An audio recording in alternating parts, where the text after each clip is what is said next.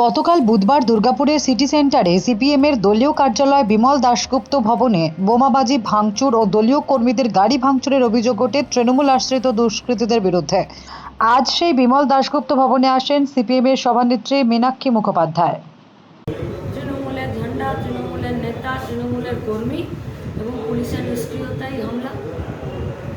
আমাদের একজন প্রাক্তন নেতাকেও দেখা গিয়েছিল সেখানে থাকতে। আমাদের প্রাক্তন নেতা বর্তমানে তৃণমূল, তাহলে উনি তো ছিলেন। হ্যাঁ ছিলেন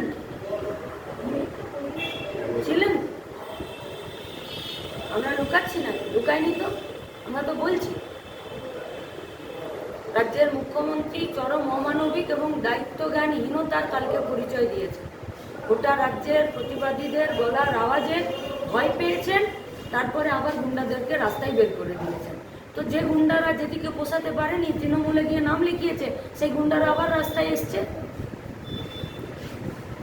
কালকে তো বিমল দাশগুপ্ত ভবনেও ব্যাপক ভাঙচুর চলেছে, বোমাবাজিও ঘটেছে।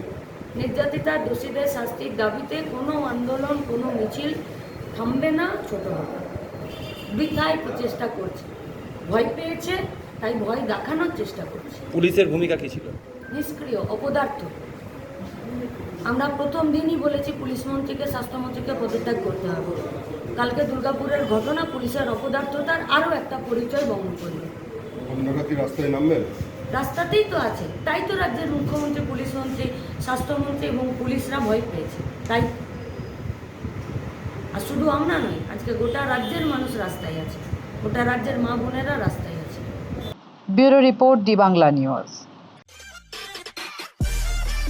সব খবর সবার আগে পেতে আমাদের চ্যানেলটি সাবস্ক্রাইব করুন এবং পাশে থাকা বেল আইকনটিতে ক্লিক করুন, লাইক ও শেয়ার করুন।